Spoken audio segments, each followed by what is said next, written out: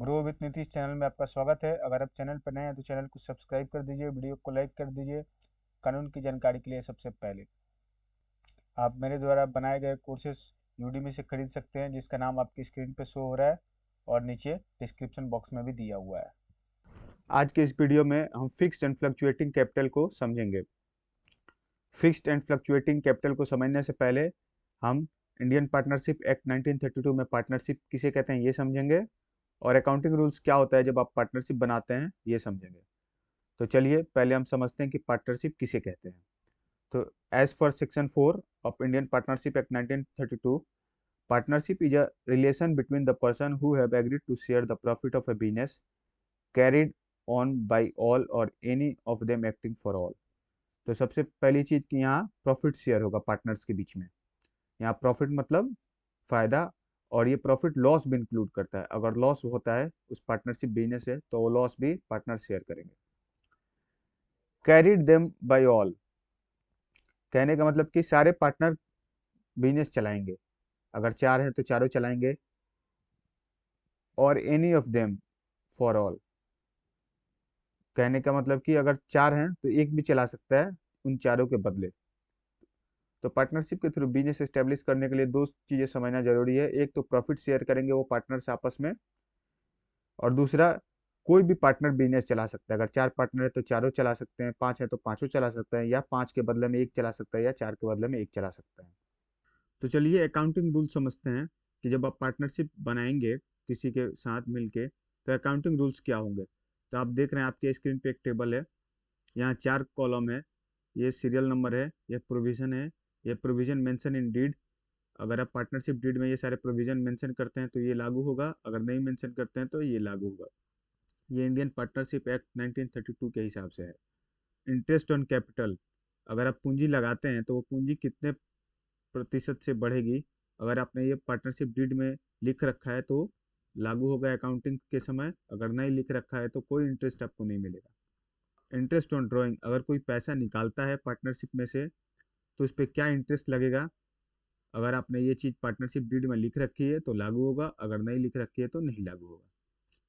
Salary and commission, अगर ये चीज़ आपने पार्टनरशिप डीड में लिख रखी है तो लागू होगा, अगर नहीं लिख रखी है तो लागू नहीं होगा। इंटरेस्ट ऑन लोन, अगर कोई लोन लेता है तो रेट ऑफ इंटरेस्ट क्या होगा, अगर आपने पार्टनरशिप डीड में लिख रखा है तो लागू होगा, अगर नहीं लिख रखा है तो 6% के हिसाब से इंटरेस्ट होगा।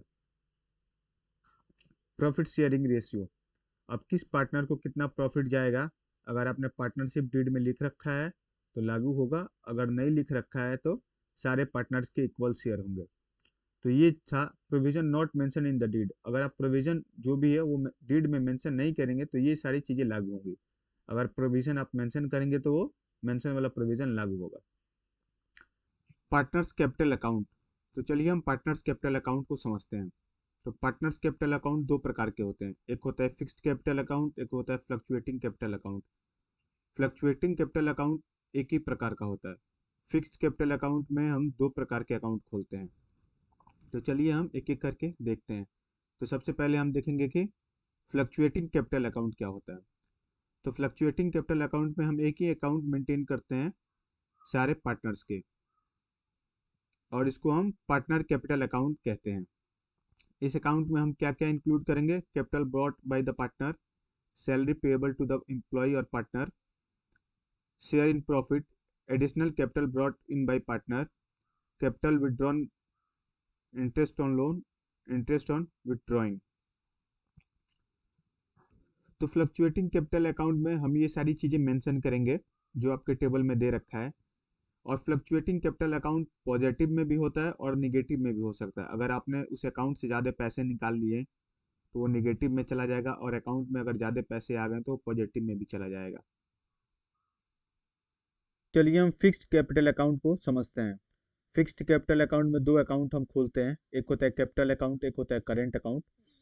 तो कैपिटल अकाउंट में ओपनिंग कैपिटल कहने का मतलब कि पार्टनर्स ने जब पार्टनरशिप बिजनेस एस्टेब्लिश किया तो कितना पैसा डाला वो कैपिटल अकाउंट में हम लिखते हैं।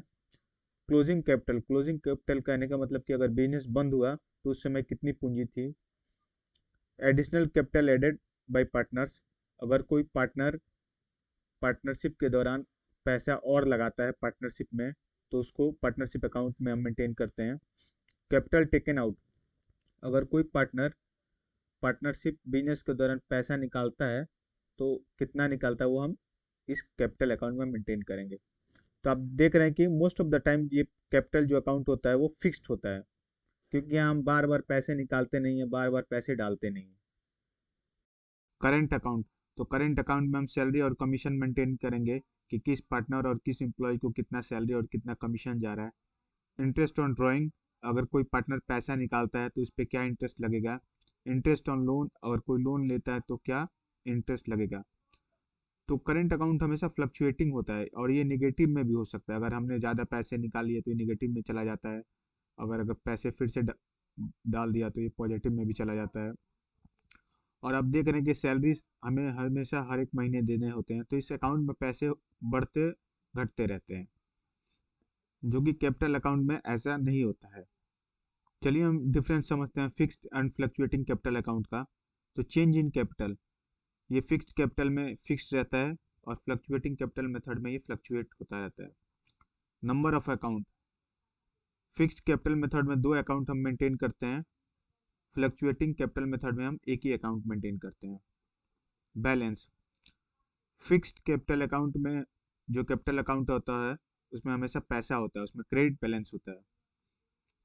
और जो करेंट अकाउंट होता है उसमें क्रेडिट और डेबिट बैलेंस होता है। लेकिन फ्लक्चुएटिंग कैपिटल मेथड में क्रेडिट और डेबिट बैलेंस होता है दो एक ही अकाउंट में। एडजस्टमेंट, यहाँ हम एडजस्टमेंट करते हैं करेंट अकाउंट में, यहाँ हम एडजस्टमेंट करते हैं कैपिटल अकाउंट में। तो इस प्रकार से आप फिक्स्ड एंड फ्लक्चुएटिंग कैपिटल को समझ सकते हैं।